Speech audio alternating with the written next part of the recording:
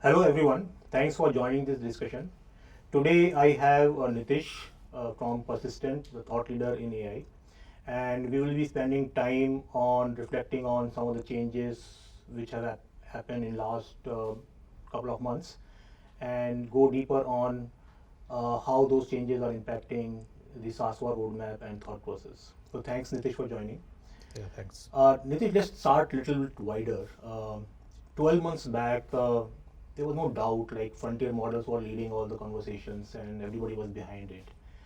But last couple of months, things have changed. A lot of these open weight models are kind of creating something similar result, and the benchmarks are coming very close to the frontier models. So, how do you see this? Is it actually challenging the frontier models, or the gap between the frontier models and the open weight models? The gap has moved somewhere else, which the current benchmarks may not be measuring. So, start from there, and then also reflect on how the CIOs and CTOs who are making decisions about the AI stack, how they should look towards this change. Yeah, there is confusion for sure. Uh, Things have drastically changed in the industry. Uh, if you recall, there was a moment of DeepSeek when DeepSeek came in. Lots of confusion about where the industry would trend because a model from China with low cost infrastructure requirements, uh, they started to challenge these frontier models. Between then, Anthropic, OpenAI, they have taken a big lead. I think there was a speculation in industry about how self-improving models are becoming a reality. We are getting into a stage where these models are learning from their own experience and they are evolving, and that is why we have seen how almost every couple of months a big model drop comes, followed by the challenger bringing their own model, and they are almost similar in terms of their benchmark. We saw two big trends there. The first one was about how the benchmarks alone was insufficient because you could train your model on that. So it's very hard to understand, is it really the case?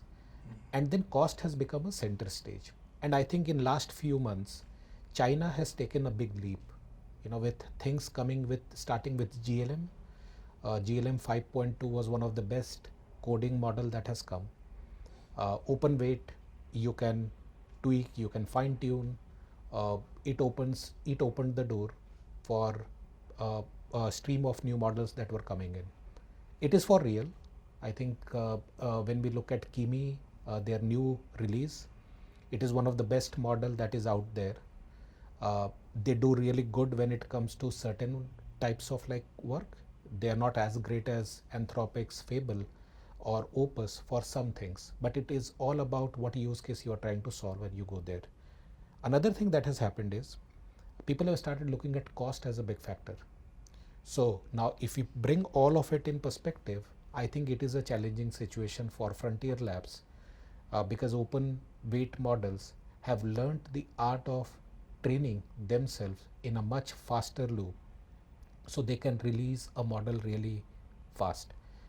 We saw Quen coming in, which is yet another upgrade. And between Kimi, Quen, GLM, I think if I am doing coding, I am doing image, I am doing videos, I have alternatives in open weight community that we can look at. And the best is open weight that you can fine tune and look at it. Lastly, almost all of the premium organizations have started to embrace this. You look at how Microsoft talks openly about these models. You look at almost all of the neo cloud now trying to put them at their front offerings. Cursor uses these models for their coding assistant. So when companies like Cursor, which has good adoption, is offering Kimi as one of our model options, I think industry will slowly wake up to this whole call, and I think it will be a very good environment to be in, where you have something as superior as Fable, which is really good, but at the same time I have viable alternatives in Kimi, in GLM, in Quen that I can use to my advantage. And I think it brings our focus back into what are we trying to solve, and do we need premium large models, or can I create my custom fine-tuned small models to solve the problem. So for us, this is the right state to be in. This is what we have been talking about for last 2 years. Industry has slowly caught up on it, and yes, they can game the benchmark, but the reality is these models are really good. And for CIO, there are options available now. Interesting. So you talked about what we were thinking. So I remember that when we started working on SASVA 3 years back, there were 2 3 design principles like on-prem solution, affordability, security, and theme-based approach. So given some of these changes in the industry now, how do you see some of these will impact what we are doing in SASVA, and also call out something which you may not like team to do because some of these changes. Yeah, I think it brought back attention to our three core principles that you need systems that can do better in environment. We called it deterministic back then. Something which is affordable, cost effective, because when you have agentic system coming in, many agents doing repetitive jobs, gates to test your result, and in a loop you go back and reset everything. The volume of tokens that you use for typical work has drastically changed as we look at. So for us, it is validating our principle, but at the same time, we understood how you just can't rely on public benchmark. You can't rely on something which is out of the box for a large complex task. And this is what, if you see our 4.0 release, it talked about how for a long running agent you need design first principle. So we are correcting ourselves as we go along, because industry has really caught up on agentic AI, where now you're trying to have agents take autonomous decisions. When you look at it, our engineering factory, our spec that we released was 4.0. So when you look at 4.0 spec, it brings an organization from a co-pilot world all the way to something which is autonomous.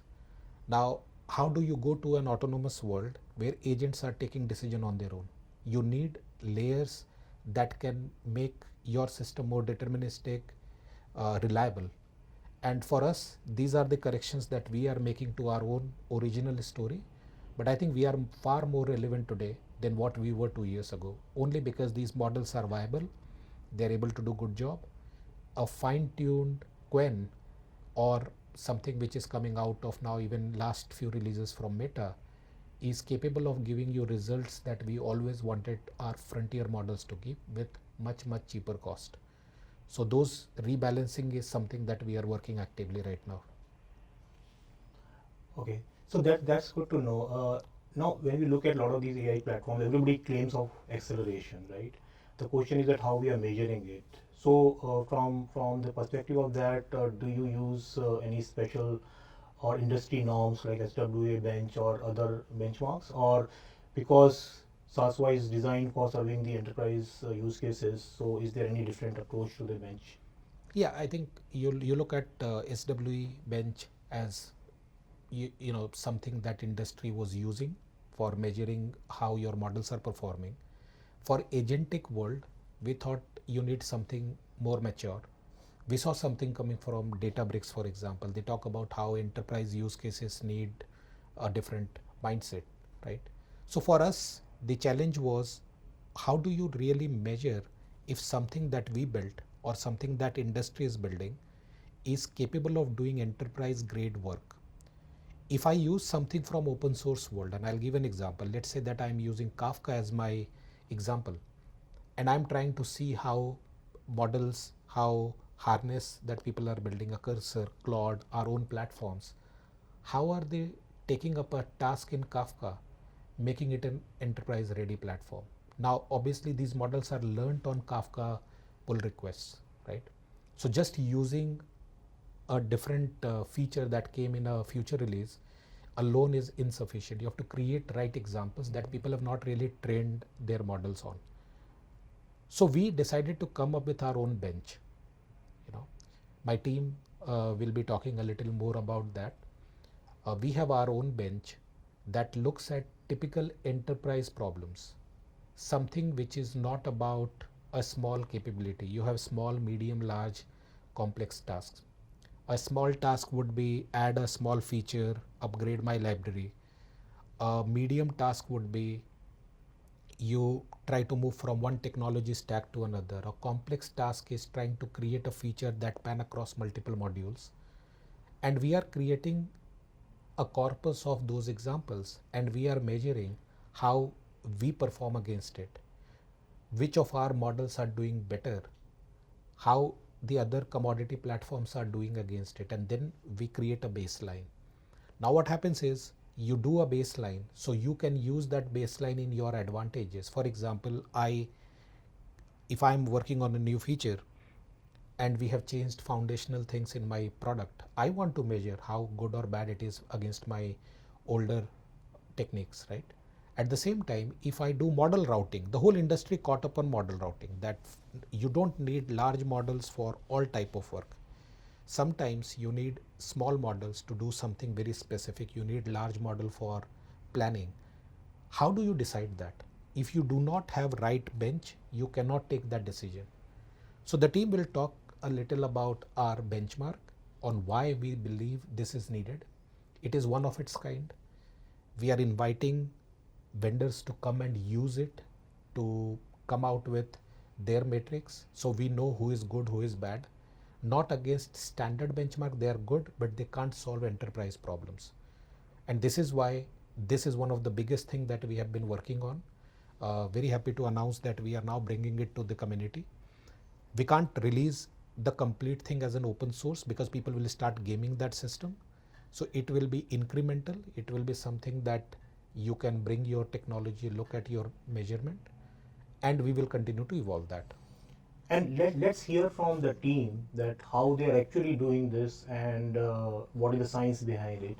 So let's go to them. So as we just discussed that we have a model factory pipeline, and on a daily basis, we have been creating lots of models. So the question arises that how do we verify whether a specific model, a specific task model that we have just created, is it better than the other ones that we have? Every day newer technologies are coming. We are, like we mentioned in some other section, that how we are completely doing, post model training and re-architecting the model layers and so many other technologies. By doing so, for a very specific enterprise task, is it better than what we already have? So we had this question, and we need to have some very, very deterministic verifiability bench that we were looking for.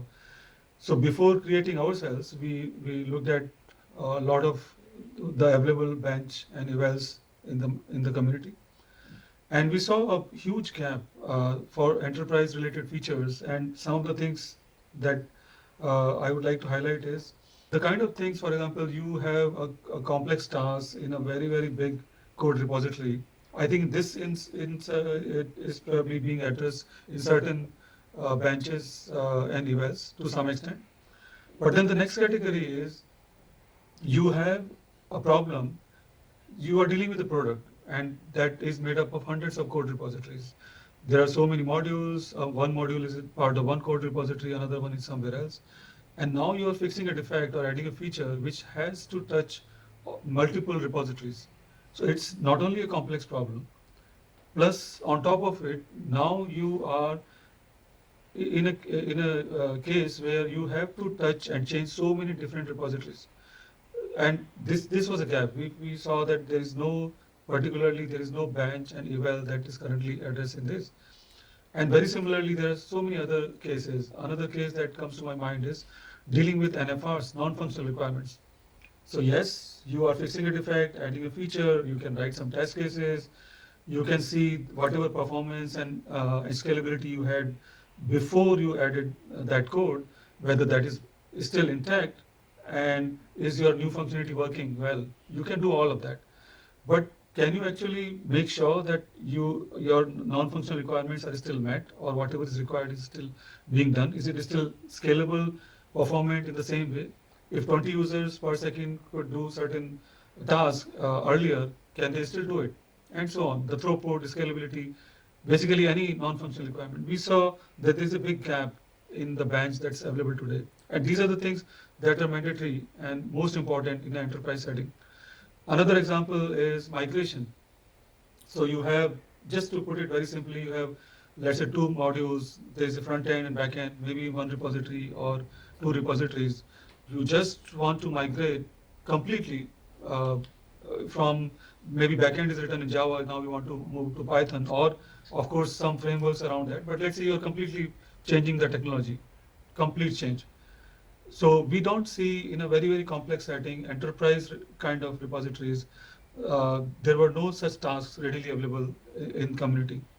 And finally, the final category that I would like to highlight is completely reimagining.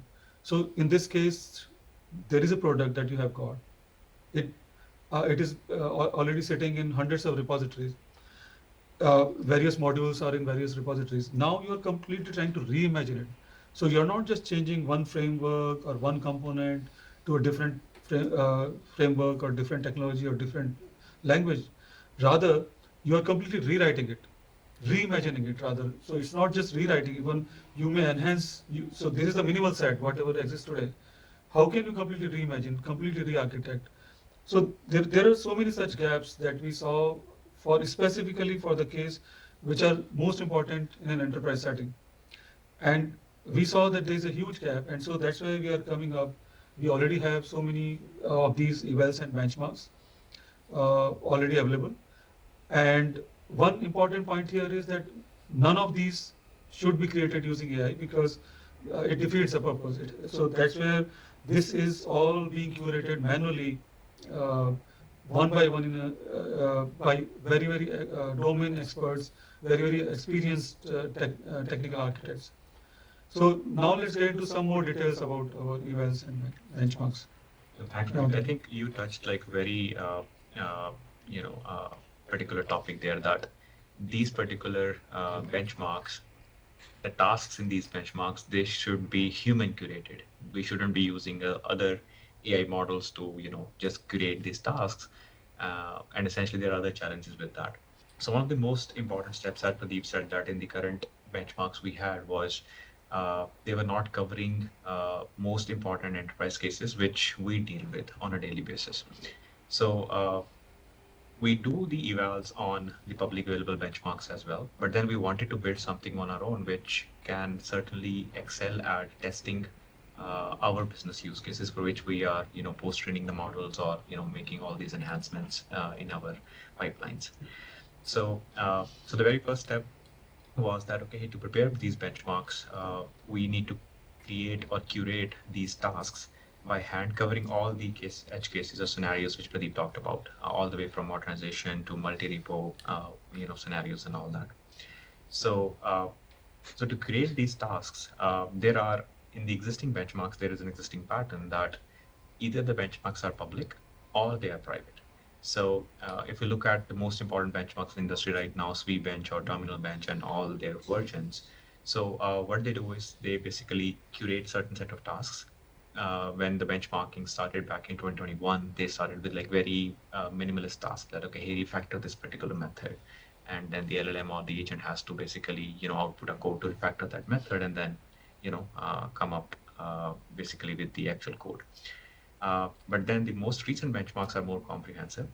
But the way they are built, what they do is they basically take a public repository, look at certain merged PRs in the past, which are maybe comprehensive enough, some comprehensive work, and then they basically create a task out of it that, okay, taking the previous snapshot, the actual task definition, and then the merged code will have the actual changes or the tests in there that acts as validators to do the evaluation for that particular task.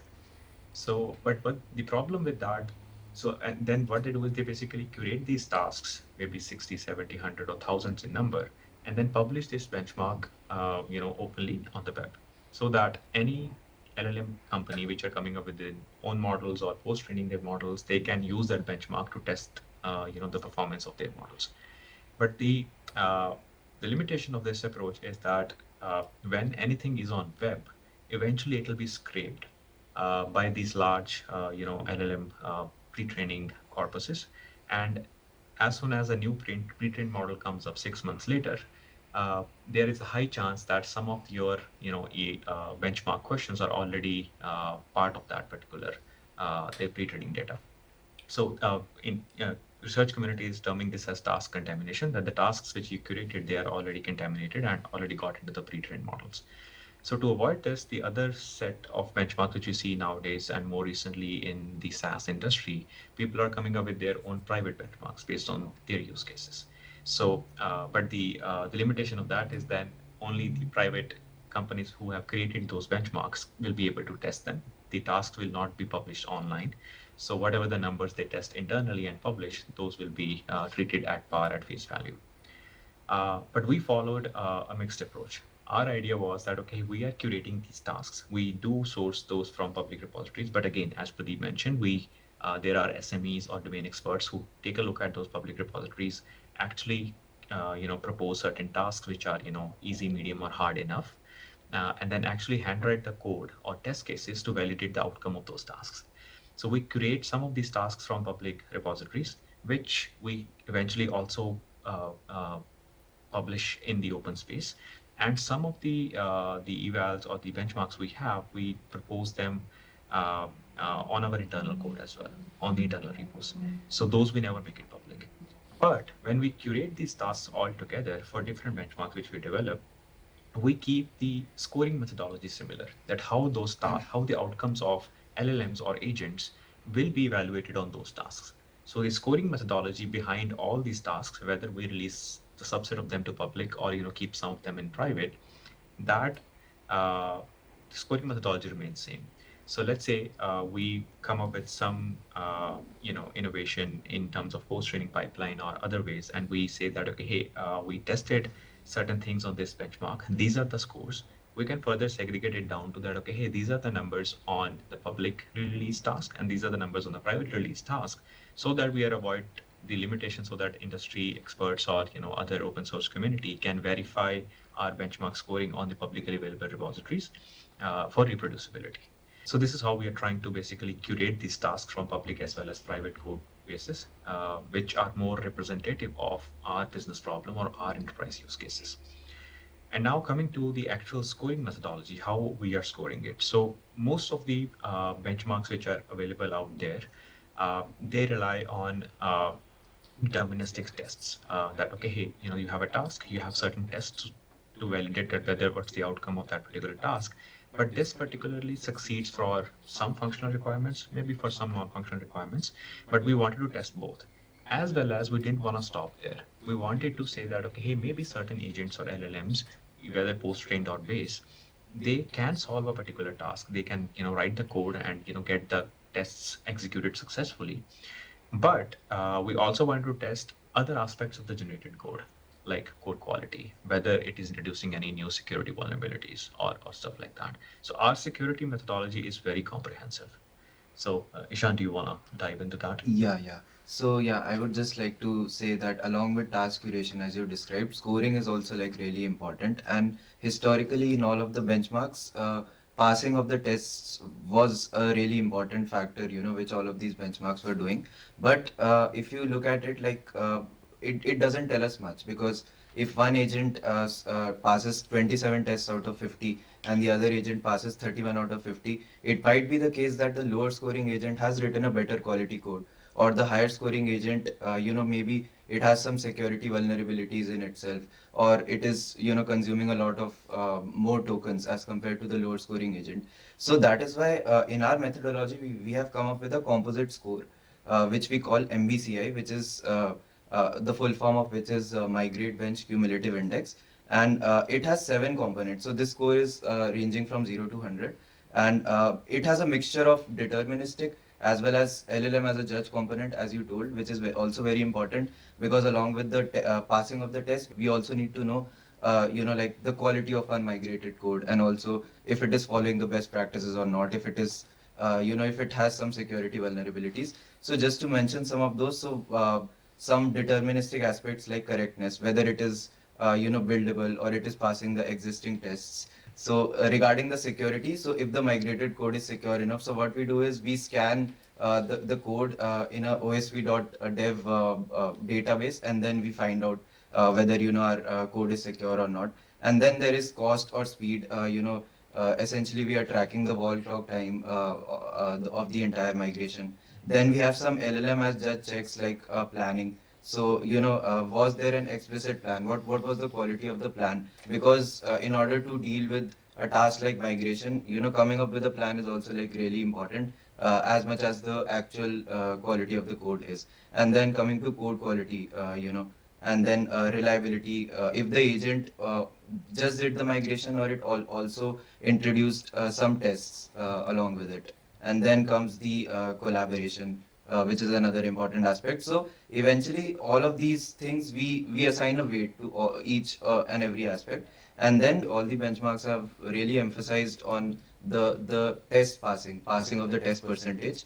But that doesn't tell us much. So for instance, like an agent who's scoring like 27 out of 50 passing rate. On the other hand, if the other agent is getting 31 by 50, it can be the case that the lower scoring agent comes up with a higher quality code, or whether the higher scoring agent has introduced some security vulnerabilities. So that is why in our scoring methodology we have come up with a composite score, where we weigh in some deterministic aspects as well, along with some quality checks. So some examples of determinism like correctness can be there, and then the cost or speed, how much wall clock time it is taking. Security aspects can be there, and then as Mantinder previously mentioned, we are also measuring some NFR's non-functional requirements in our quality aspects. So eventually what we do is we assign some weights to all of these individual components, and then we compute our final score. But another thing is like these weights are not static. So these weights actually change based on the nature of the problem. So for instance, for an easy task, right? Like the correctness portion could be assigned 40%. But then if the task is hard, then that weightage can go lower. And another aspect like planning could be given like a higher weightage. So yeah, so based on the nature of the task, we decide the scoring methodology. And then there are also some other things like if the actual code did not build, then we cap our this composite score at a certain number. Similarly, if some of the tests don't pass, then we don't consider the entire score generated. We just cap it to a lower number instead. So yeah, this sums up the scoring methodology. But after we came up with this, we also wanted to test our builds on this bench which we have created, because we come up with new builds quite often. So Varun, if you want to expand on that. Yes, sir. So we have a pipeline in which we go through all the tasks in the benchmark just to ensure that our product is up to par. So when we are testing SASVA, we go through every single one of these tasks to ensure that not only are we as good as we were in the past, which is in our case the worst case scenario. In some cases, we should be better than what we were in our last version. So every time we upgrade from, let's say, from .14 to .16, we want to ensure that on every single metric, on every single task, we are as good, and if not better, on everything. So the way we're currently doing that is, if we were to run all these tasks one by one, then that would take a very long time. So we have employed a fleet of Mac studios to do this. And so we have one host Mac, which controls the rest of our fleet. And each time a Mac is open to work, it'll take the next task that is available and it'll run a cell. And what a cell is a version paired with the task. So it can be the newest version of SASVA, which is .18, paired with the next medium task, and then it'll work on that. It will run the test. It will produce the output. It will evaluate, and then it will send the final judge file back to the host back. And so that is currently how we are running testing and how we are expanding it to handle our use case. I think you brought up a good point there. So, so we developed the bench. We had created tasks. We have developed like various benchmarks for different enterprise use cases. We have a scoring methodology, and we have an automation pipeline which runs on every aspect of updated or upgrades we have for our products, or maybe for our models, for our post-training pipelines. So, and then at top of it, sometimes when we are trying to run this bench, we want to compare ourselves with others out there in terms of SLMs, in terms of frontier models, sometimes in terms of different harnesses or agents. So we make sure that our automation pipelines is articulated or agnostic in such a way that we can bring in any new LLM or any new harness or agent, and then our benchmarks or tasks still get run on those with those agents or those LLMs and get scored in a similar way, so that we're comparing us to them and in terms of an apples to apples comparison. Right? So, but yeah, this the entire benchmarking and evaluation works help us in producing better models at scale, at speed. Yeah, and also see one point that I would like to further, uh, add on what Ishan said about various metrics that we are spending so much of time on, right? How comprehensive the code is, and that goes back to the design and the plan. How comprehensive the plan is, how the code is written. Ishan talked about how secure it is. Similarly, we have other parameters like how usable it is, how maintainable it is, and so on. So we have spent quite some time in each of our tasks and in measuring it in each dimension, in each metric. And that's how we have seen very good results eventually. But the true quality output is then measured accordingly. And at the top of it, Pradeep, like we are multidimensional, right? We are multidimensional by design in our evaluation. So test passing, non-functional requirements. But I think if you look at, if I look at basically various benchmarks we have developed in the MCL labs, we are evaluating a lot of submetrics, all the way from token consumption, input versus output, the cost, the context length, which is being essentially consumed, or so to say, in the input context length, which is essentially being used for completing a particular task, the output tokens generated, the time taken overall, the tool calls, and then eventually the output produced by these particular models, which is the most important component. So in our MOE pruning as well as thinking dissolution experiments, these benchmarks helped us in evaluating the same thing, that how well we are with respect to the base models, on the enterprise use cases we have. So that's where our benchmarking methodology is helping us scale things and very faster. So coming back, Nitish, this is the hard question. Now, you can take any Chinese open weight model, download it on Friday, and by Monday you are production ready. So with this kind of changes in the model world, why somebody will invest so much of research and time in model training and taking that approach? So what do you see that what is the differentiator there, and why people should invest time there? Yeah, I think for large models, you're right. When someone is making a LLM, look at Quen, look at Kimi, look at GLM, for example, they are now able to release it much faster. You should be using something that is available. Obviously, it should come in your boundaries of whether it is the right region. Are you open to use something from open weight community, or you go to frontier models? Even in frontier model, you have options now. For us, the challenge was, how do we bring the best value out of model combination with harness and the complex use cases that we are looking at. And I'll give a couple of examples. You look at, and my team today will give you details about where are we trending, what are we trying to do with all that. Essentially, we are trying to solve problems that is not possible with out of the box tools that are available. Sometimes they are tied to cost, many a times they are tied to privacy. For example, we released incognito mode. Our incognito is a true incognito where SASVA can run on a MacBook. Your models, everything around your model is sitting on a MacBook. You are not connected to internet, but you are able to do everything that you would do with an Anthropic model.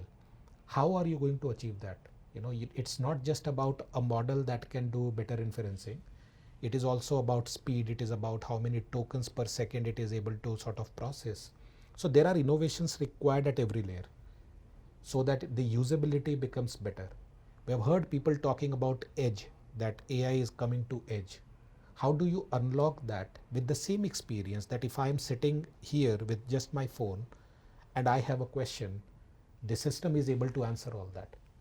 How do I bring deterministic layers, typical NLP, machine learning models, where you don't need LLMs to solve that.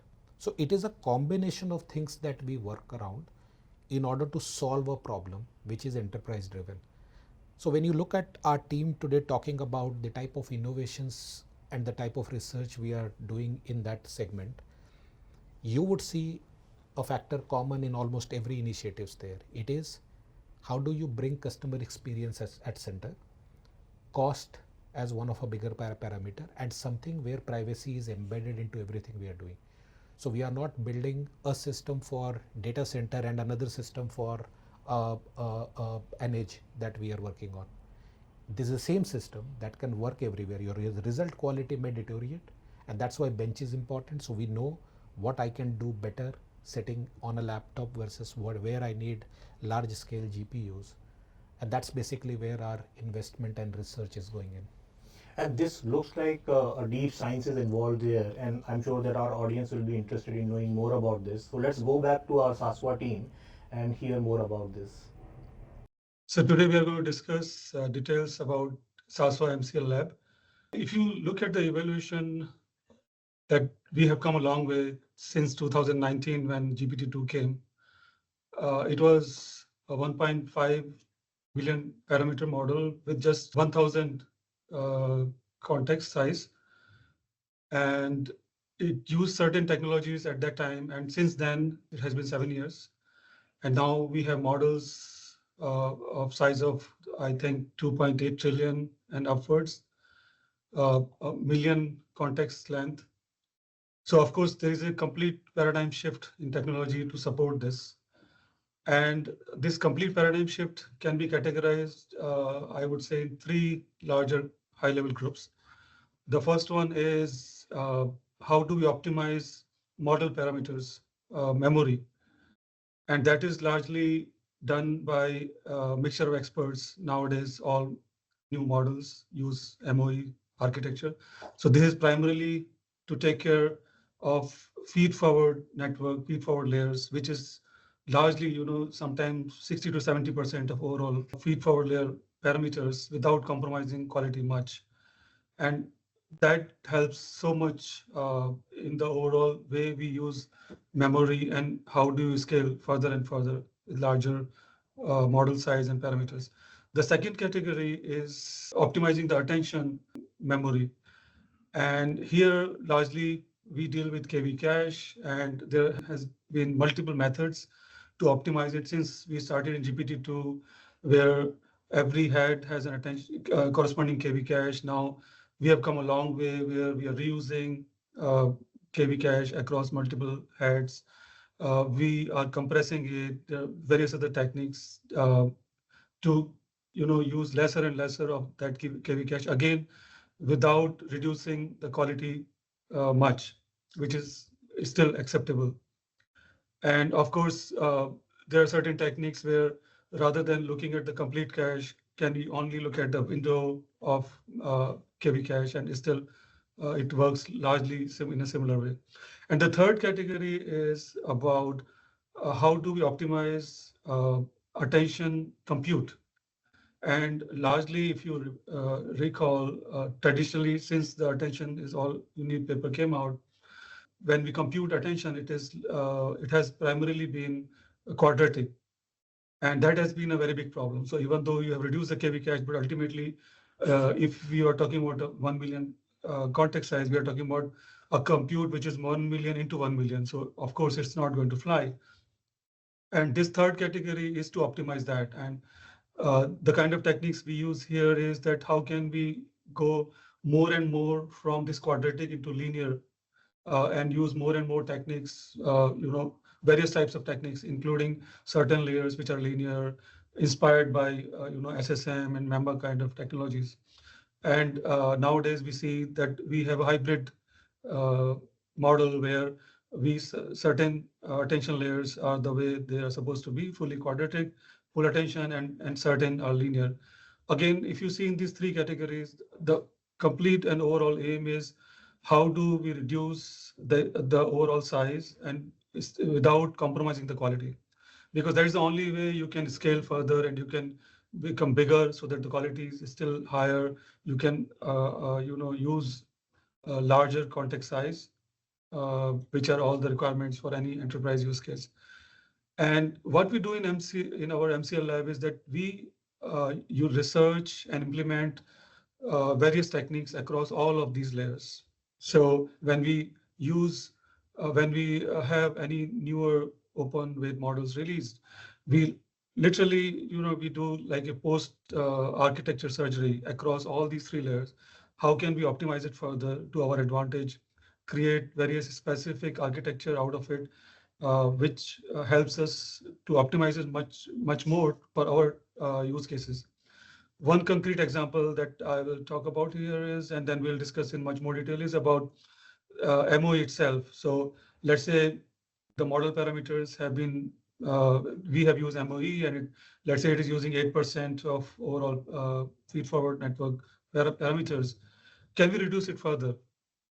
And again, without reducing the quality, that's the question. And of course, we can't do it in a generic way, but for our specific task, whatever we are trying to do, it is possible. We have been working on it. So we call it MOE pruning. So we will discuss many such things today in much more detail. And these are just some examples. It's not an exhaustive list, but it should give you enough details about what kind of research and other innovation activities that are currently going on in our lab. So yeah, one thing. Yeah, I think thanks, Pradeep, for the initial introductions there about the type of research our lab focusing on.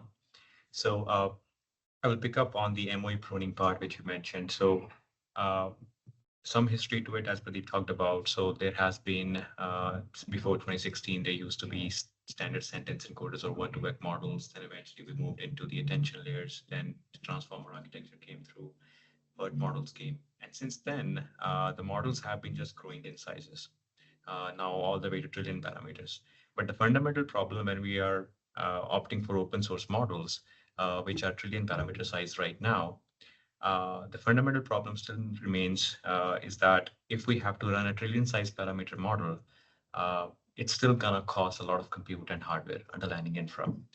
So our lab focused on one of the methods, or did all the literature survey, or come up with some additional methods on the MOE pruning itself, wherein the idea is that we will still rely on the current state of the art MOE models, but with a lesser memory footprint, so that we get the similar or near similar quality of the output for specific use cases, while reducing the overall network footprint of the entire network, which runs on the actual hardware.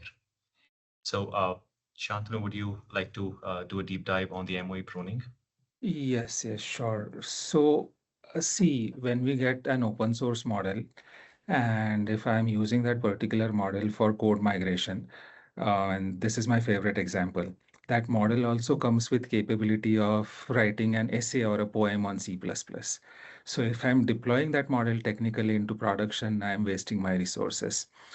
But if I'm, planning to prune the model here, it is very challenging, it gets complicated, and I want to make sure that it matches the capability for my particular task that I'm pruning the model for, to the accuracy and correctness for the code for the original model. So one of the techniques, like as we know, when we talk about the MOE models, each of the layers of the model is they have like a bunch of experts where weights are divided into kind of experts, uh, and whenever we are predicting the next token, there is kind of a mechanism to select the top K experts that are going to predict the next token. So that mechanism is kind of determining the active parameters, so to say. So one of the methodologies that we are using, that we are successfully using, is to kind of chop some weights, chop some experts, as well as to not infer on all the active parameters, but to reduce that footprint as well. So we were successfully able to, kind of reduce the model footprint here by 30 to 40% without absolutely compromising on the accuracy of the model. So, with that being said, we are kind of using other techniques as well. for reducing the model footprint, like full fine tuning, PEFT, and distillation. So, Mantinder, over to you. Maybe you can explain some of that in detail. Absolutely. I think that's a good segue. So MOE pruning, as Shantanu explained, so MOE pruning, the main target is that we maintain the similar quality, but reducing the memory footprint of the model at the inference time.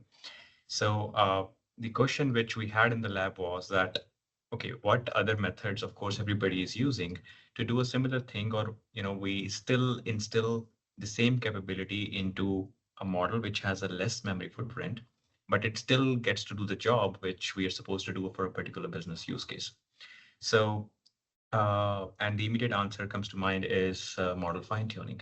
So you pick up a particular smaller model, whichever memory footprint you want, and then you try to instill the specific knowledge of the use case that you're trying to solve into that model specifically. So, and dependent upon the use case, there are different methods. So for instance, there is full fine tuning, there is distillation, there is supervised fine tuning, then adapter tuning, then reinforcement learning as well. But then all these different methods we have in our bucket, how do we use them? How and when and in which particular scenarios we use them? So, and as part of the lab, so we were doing experiments with each and every individual method separately based on the use case we are trying to solve. And then we felt need that why not like basically consolidate this all together into a platform wherein we have all these knobs in place, so that we are not explicitly working separately, let's say in notebooks, or having separate, cron jobs, or, separate scripts to run, where we are not able to optimize the actual hardware use. So we try to consolidate this into a platform. Uh, we are calling it Auto Catalyst. So the idea of this entire platform is that given a particular use case, you eventually want to have a smaller model which has a lesser memory footprint, uh, have the similar capabilities of uh, maybe a frontier model or maybe a larger model, which is capable of doing the same thing, right? Uh, and then we wanted to, the sole idea of coming up with this particular platform was to make it agnostic in a sense that uh, currently when we think about fine tuning and entire post-training methodologies, uh, the first things comes to everybody's mind is that it is something very technical. Not everybody can do it, but we wanted to make it a little bit more agnostic so that not only the ML researchers, but also other engineers on the team can leverage that platform to produce, smaller, smarter models. So the way we have done this, like I will just go into the couple of methods here. So for instance, uh, we do have a method, we call it distillation, or full fine tuning. Why do we use distillation or full fine tuning, and in which particular scenarios we use these? So distillation primarily simply means, in simpler terms, that we are trying to distill the knowledge of a larger teacher model into a smaller student model. So when do we use that? So when we know that a larger model has the capability, it is doing a job perfectly, and we know that we have a smaller model, but it is not that capable to match the performance or somewhere near of the teacher model's quality. So then, dependent upon there are different distillation techniques. We use some of these techniques to distill the knowledge of a larger model into a smaller model, and then use that smaller model, deploy it, and the output quality of that particular model is near similar to the teacher model. And we do that on a case by case basis again. And similarly, when it comes to full fine tuning or supervised fine tuning, the scenario is still the similar. You are trying to distill the knowledge of a model which is capable of doing things. But the main differentiation in respect to pure distillation is that the way you basically prepare the training data. So in case of supervised fine tuning, you have example pairs. But in distillation, if you're going with the largest distillation, you actually have some output token probabilities from a larger teacher model that you use in your training methodology to eventually train the smaller model. So, but then even though we were doing the distillation, we have, let's say, one smaller model which is good enough to match somewhat quality of a larger model. then maybe we are using SFT as a separate process on a separate use case or as a follow-up of the distillation task. So we distill the model from a large model to a smaller one. Then maybe we do post distillation, we do SFT as well, right? To further improve the quality of the model. But while we were doing this, we did notice that in certain cases, certain business scenarios, especially when it comes to fine tuning or post training models for our coding agents, especially. So in that case, we did see that even after distillation and post training fine tuning, the smaller models still lack some capabilities. So that's where we invested a lot of effort on reinforcement learning that can be further do align the response generation of smaller models with what the larger model is capable of. So the team invested a lot of effort on the RL component as well. A lot of different sub problems in the reinforcement learning space, something to do with the MOE models, something to do with pure deep networks as well. So Shantanu, would you like to? Yep. Oh, One point I would like to add there is we just did not do the inference distillation. We also did the thinking distillation. So the problem statement kind of was, can we distill the thinking portion of a larger model into the smaller model where we can prompt the smaller model to reach to the conclusion, that is the inference with the thinking of the larger model. So we kind of achieved great success in that avenue as well, where, the smaller model, which were kind of a bunch of models, I would say around 3 billion parameters, they were able to think on the lines of the bigger teacher model, uh, which were, I think kind of upwards of 30 billion parameters. Yeah, another thing I would like to add is that we have created multiple rewards models of our own. Because please understand, whatever we are doing here, it is for a very specific task, and that's why we are able to achieve all this, optimizations. If you do it for a very generic purpose, we may not be able to do, and that's the whole point here. So just to add before we move to the next section, so see, if you see our auto catalyst framework, it is like you bring your requirements in, it is, and you get the deployed model out. So it is like, a self-optimizing end-to-end training factory. And one way to look at this is for people who are familiar in traditional machine learning, we do hyperparameter tuning, right? So we have taken that hyperparameter tuning to a higher space where the whole pipeline is now being hyperparameter tuned. So what method we are going to use, like Mantinder said, we have just 10, 15 different, 7, 8 different types of methods. And what examples are going to be created from raw examples, how it will be created, how it will be deployed. Every single piece is a hyperparameter that can be tuned.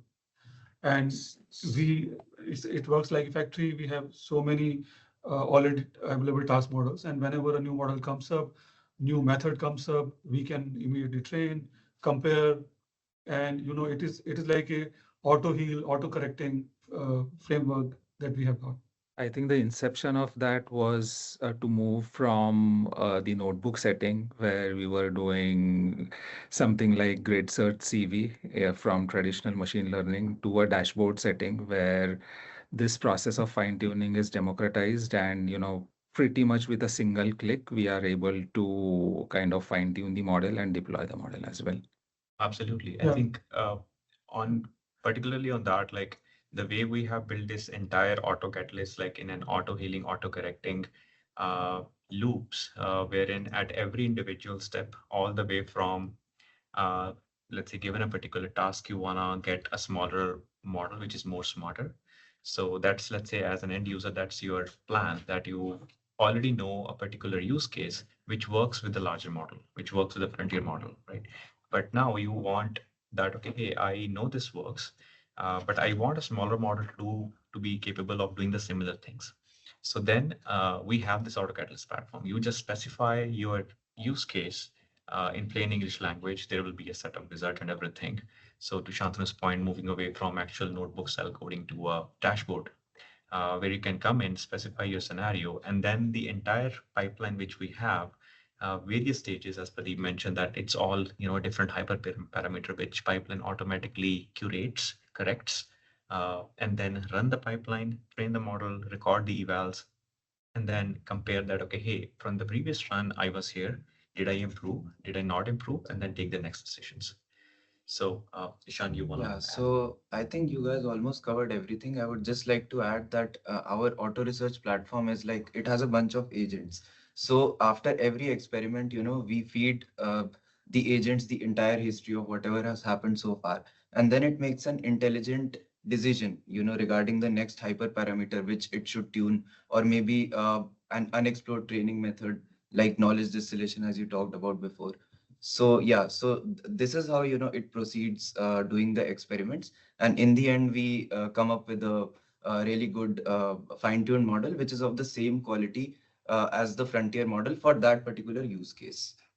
So Yep. and yeah, after that we also do apply the RL refinement on top, just to further enhance our SFT checkpoints or whatever we have got. But yeah. Yeah, I And think I think that's one enhancement that we have made from our first version is we were kind of running a bunch of experiments with, every possible combination of hyperparameters that we have mentioned on the particular data set and the dashboard. But now with the brain model, we have kind of an invigilator monitoring everything and making smart decisions so that if nothing is improving, we do not end up running all the hyperparameters. The brain model intervenes, stops, thinks, what is going on, is the validation accuracy increasing or not, and makes smarter decisions and adjusts the hyperparameters so that we arrive to the conclusion sooner. The conclusion can be a better checkpoint, or the conclusion can be, nothing is working out. Let's stop and, get back to the drawing board.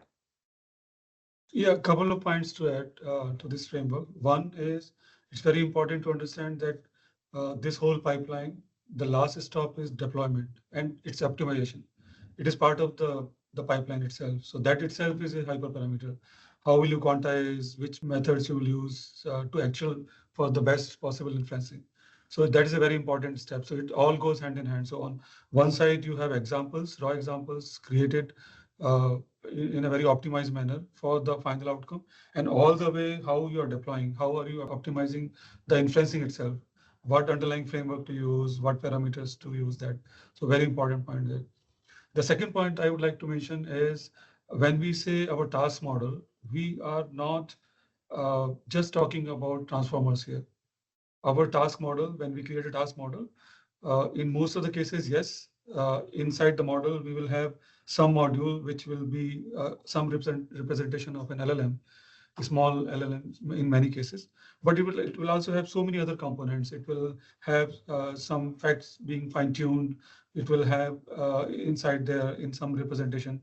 It will have some ML components there, some NLP components there, because together that task model is achieving something. And we want to make sure that most of the things, whatever possible, is fully deterministic.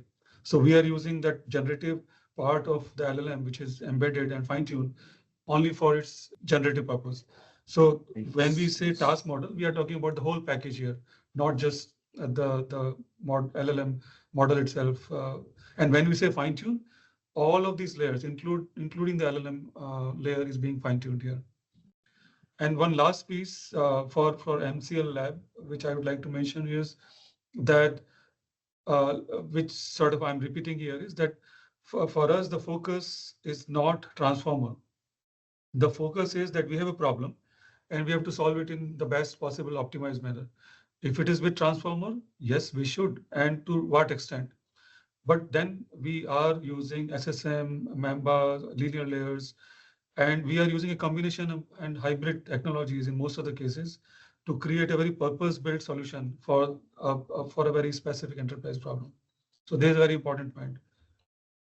Absolutely, Pradeep. I think you To and Shant covered it mostly. Bringing in one last thing, given all the experimentation happening inside our this auto catalyst pipeline, whether they are post-training LLM, whether they are related to traditional machine learning or other models, inherently the way model, the entire pipeline or the brain model also learns this enterprise knowledge of the use cases we have and how and what best methods work for them. So that like once we have, as Pradeep said, that every individual component is a hyperparameter, right?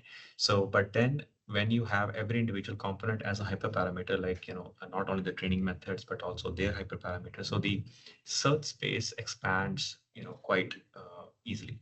So when we are starting a new run, let's say to new post-training or new training methodology of a particular use case, we are not doing a random grid search in the entire search space. So we use our inherent learning, which we have learned in from the previous runs for specific business use cases, so that we are not shooting in the dark. So we build on top of what we have already learned from the past runs, and then use some of those signals to reduce our search space at every individual component level, so that we do not keep exploring without improving the actual result which we want to improve. So yeah, so I think this is about our Auto Catalyst, platform, which encapsulates the entire knowledge of post training LLMs, traditional machine learning models training given any particular business use case we have. And then the end goal, of course, is the model deployment.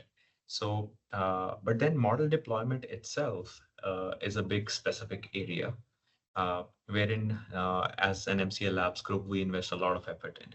So we talked about MOE pruning. We talked about how can we basically play with the transformer dissection and all the architectures down level. We talked about how we can do the post training, but then the output of all this is essentially a model. And when you are supposed to serve that model to your end customers or end users, you still have to determine that how you want to run it. And then at the inference time, how you are running it, where you are running it, there are a lot of optimization research, which our group do as well. And by the way, I would like to bring in another point. So, for instance, I mean, we have talked about the models, but then for model deployment, we have different infrastructures. So, of course, we have NVIDIA GPUs. We are very familiar with using, VLLM and the most current state of the art deploying the open source models as well as post-trained models. But then specifically, we spent a lot of time and effort on optimizing the deployment for Apple Silicon. So especially, of course, in the Apple Silicon framework, we do have a couple of frameworks, and team invested a lot of effort in doing research, where they are pretty good, where they lack certain things, and then can we build something on top of that so that we get at par accuracy, or so to say performance, in terms of serving those models on Apple Silicon as well. So, Varun, would you like to chime in here? Yeah. So the question that we were dealing with was how well did Apple Silicon deal with LLM inference? And so the way we went about doing that was, first, the reason that we looked into this was because our enterprise client data is very private, is very confidential. And so permission and privacy is a very big thing for us. So at first we looked at the most common option, which would be NVIDIA GPUs. And the issue that we had there was, it's a feature of cost. And the second thing is, with Apple Silicon, it also introduced new tech, which would be interesting to explore. For example, one thing would be a unified memory, in which both the GPU and CPU share the same pool for the VRAM. And so once we narrowed it down to Apple Silicon, we ran 5 frameworks, and that's what we did our test on. So our test was on MLX, MLC, Llama.cpp, OLLAMA, and PyTorch with metal performance shaders. And so in doing all these tests, each of these frameworks have their own pros and cons. So we tried our best to highlight each of the frameworks for what they're good for. For example, just in KV caching, for example, MLC, they use page KV caching, whereas MLX use rotational KV caching. And so we utilize both of those features to try to optimize the LLM inferencing over there. So when it comes to testing, what we did was we had a huge corpus of prompts ranging from a few from a few tokens to hundreds and thousands of tokens. And what we did was we ran a needle in a haystack test to see how well we did the inferencing. And from the output, we found that the framework that was the best from all the metrics that we measured was MLX. For example, if we look at simply throughput, MLX was roughly around 230 tokens per second, whereas MLC was 190 tokens per second. This is all good, but the question still forms, how does this compare to running VLLM on NVIDIA GPUs? And to be frank, the running it on the NVIDIA GPUs was just significantly better. For example, at times it was up to a scale factor of 5 to 10, which is quite significant. And then that stumbles upon the question, why not use VLLM on Mac itself?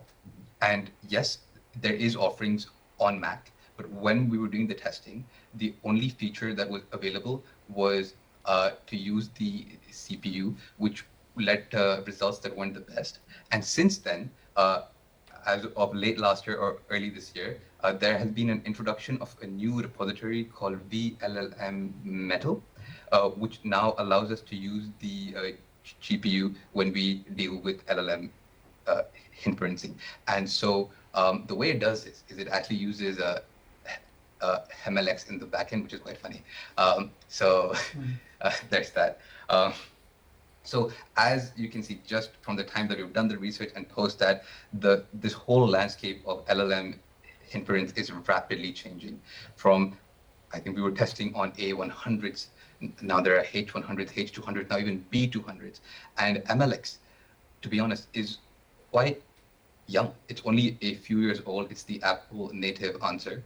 And there is a lot happening here. So with all the changes happening, we are adapting to better suit the needs of our client. Specific tasks. Yeah, and one more thing that I would like to add is that we did not stop in the inferencing of just one Mac, right? So we also created a distributed framework. Yes. And in doing so, we had a distributed KV cache and all the requirements that VLLM would have had in an NVIDIA world. Yes. So that's a very important point for us. I think to we know. were able to basically, just to add to that, we were able to test it on our Apple Studios fleet with the modified framework, and essentially also help our customer with the private Deployment of very, very large private level, models. very Yeah. large. Multiple studios sometimes together, yeah. So this is last one. Now with all the changes, how do you see the future? Like in terms of what we are selling, what customers will be willing to pay, and the business model. How do you see changes will happen there? It took 2 years for industry to really understand why you can't have the whole IP, everything that you are building sent across to a frontier lab. You look at Palantir now talking about the need for having private AI. You see how Microsoft is not talking about model alone is insufficient, you need a better harness around it. Industry has started slowly talking about all that. For us, it was the foundation, and I think we got it right back then, but it took 2 years for us to sort of educate everyone. We learnt many things on our way. There are two parts that we are looking at. On one side, because we have spent 2 years learning, mastering the art of making your AI work in contained environment, cost effective, how do you intelligently do model routing, things like that. And it is something that can run in my data center, it can run in my private cloud, it can run on a laptop, Mac Studios, it can run in GPU cluster, it can run anywhere, right? We want to bring it to our customers, because when someone in an enterprise setup or even in a technology company, if they are concerned about their IP, they do not want to send everything to frontier model. They want to create an intelligent framework. We call it intelligent enterprise, where you rely on building your own context that you own. You spend energy in building your own core of how your systems are interacting, and coordination where agents, humans are working together, and this is contextual to every organization. For us, if you listen to what we are doing in Model Cognition Lab, we are heading towards offering it as a service to our customers, that if you want to build on your own, we have frameworks created which can make your journey much faster. On the other side, our innovations will continue towards making AI even more affordable. uh, how do you make your cost of solving a problem? And I always take an example. In past, you would look at a typical invoice creation problem and you say that it takes $5 to create invoice. Now it takes $1.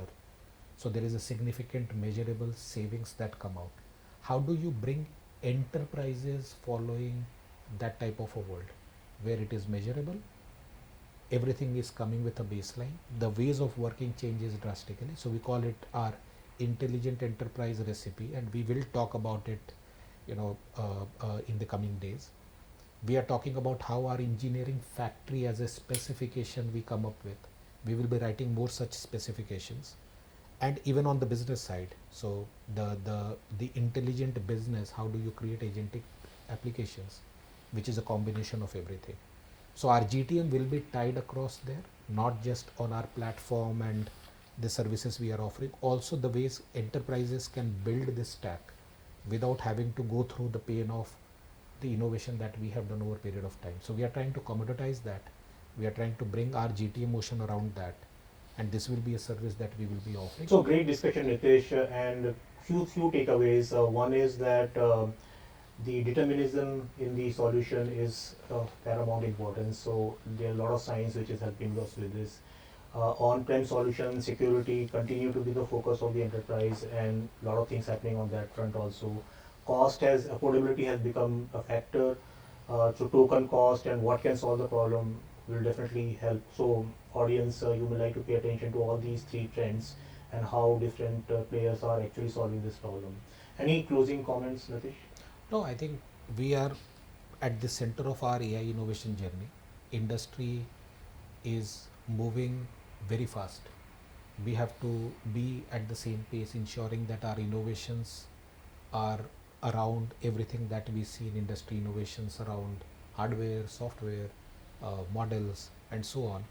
But for us, what I want to leave this particular discussion with is the sense about ensuring that you do not lease full organization intelligence to something which is coming straight from frontier lab. There are things and there are ways that you can implement where your IP, your security will be protected. So look out for how you can run local models. Look out for how you can be better at your harness engine. Look out at how you can bring maturity into your engineering and business practices. And there are specifications that are out there. And if you are building any solution, do come to our benchmark, because you will be able to compare your result with the rest of the world about how good you are or what are the challenges that you have to fix as you look at it. So I think with that, we will be opening it up to the outer world, that they can come and submit their application. They can use our bench. And when it comes to models, when it comes to building your purpose-built SLMs, sometimes LLMs, how do you approach that? Look out for our model cognition lab. See how we approach that problem and try to see how do you implement it within your organization. So thanks, Nitish, to you and the SASVA team for sharing with us and with our audience what is going on and what will impact the future of AI. Thank you very much. And thank you all for joining, and we'll see you again soon.